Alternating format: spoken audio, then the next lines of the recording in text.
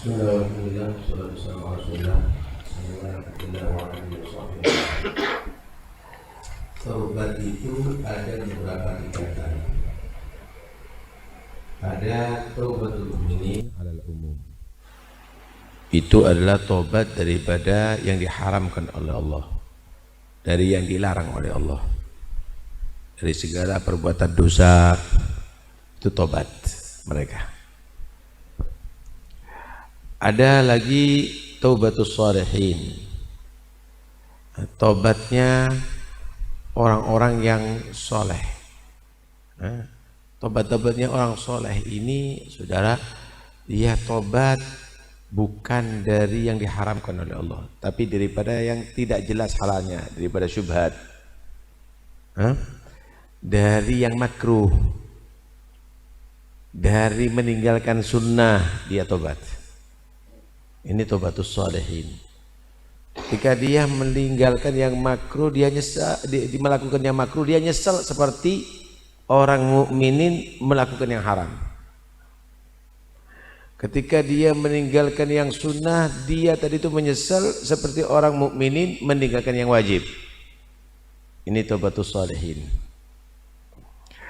Ada lagi taubatul muqarrabin, taubatnya orang yang dekat kepada Allah Subhanahu wa ta'ala, bukan karena melakukan yang haram, yang makruh, bukan karena mengambil yang syubhat, bukan karena meninggalkan yang wajib, yang sunnah, tapi tobat daripada segala syahwat ad-dunyawiyah.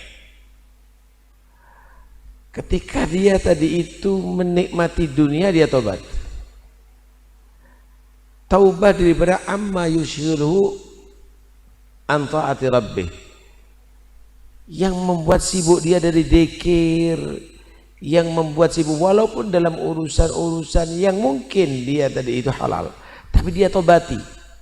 Kenapa aku melakukan ini? Kenapa aku ngomong ini? Kenapa aku tidak berzikir?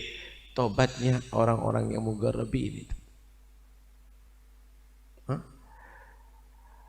Taubat yang berikutnya tadi yang siddiqin itu taubah dari yang siddiqin, yang musallin, taubah daripada segala selain Allah, taubah amma siwallah. Masih ada terlintas selain Allah, mungkin istri, mungkin anak, mungkin harta, ditobati. Dianggap itu adalah satu kesalahan. Kenapa kalau sudah bersama Allah kok masih ingat selain Allah? Ibarat murid di hadapan guru masih ingat urusan main-main, mikir aja ditobati. Lah, di antara yang sempurna itu Nabi Muhammad. Ini tobat apa lagi?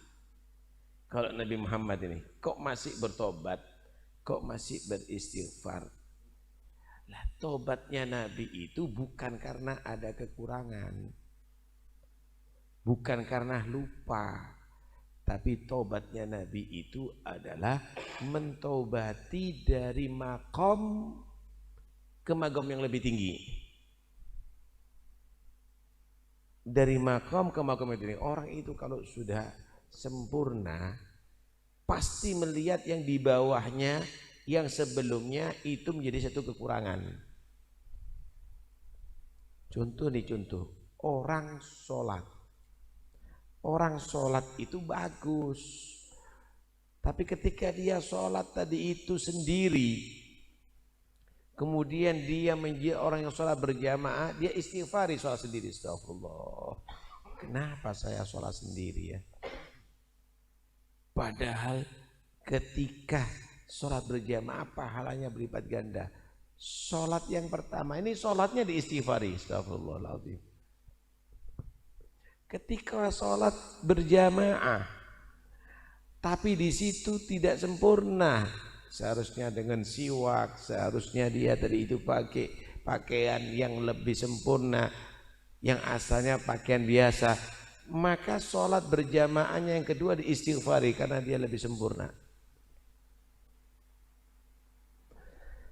Ketika dia tadi itu sholat berjamaah sudah sempurna, tapi dia tadi itu terlambat, tidak melakukan qobliyah, tidak melakukan kesunahan sebelum-sebelumnya sholat, maka sholat berjamaah yang sebelumnya diistighfari.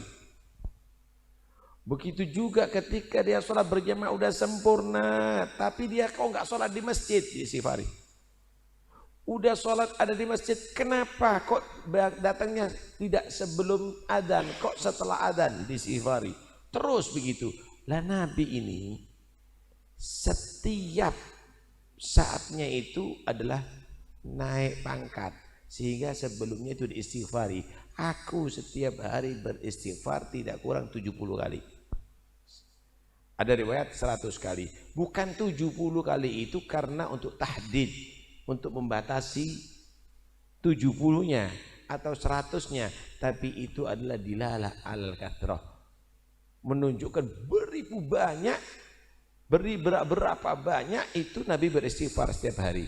Kenapa? Karena melihat yang sebelumnya tadi itu adalah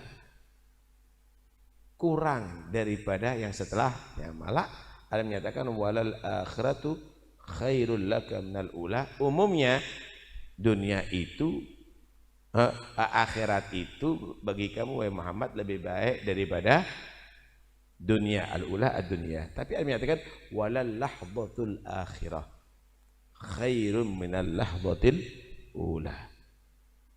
Derajat kamu setiap detiknya, setiap nafasnya itu lebih baik daripada derajat sedetik sebelumnya bagi kamu wahai Muhammad.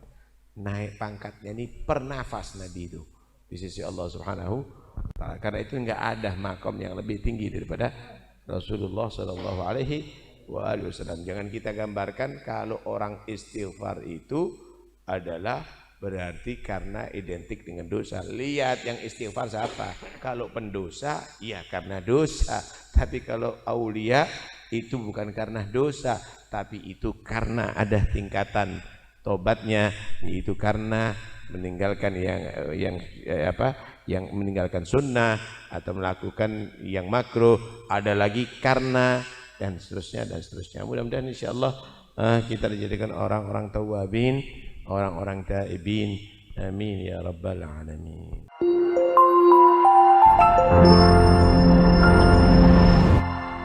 Damaikan hati, sejukkan jiwa. 107,7 FM Radio Suara Nabawi Pasuruan.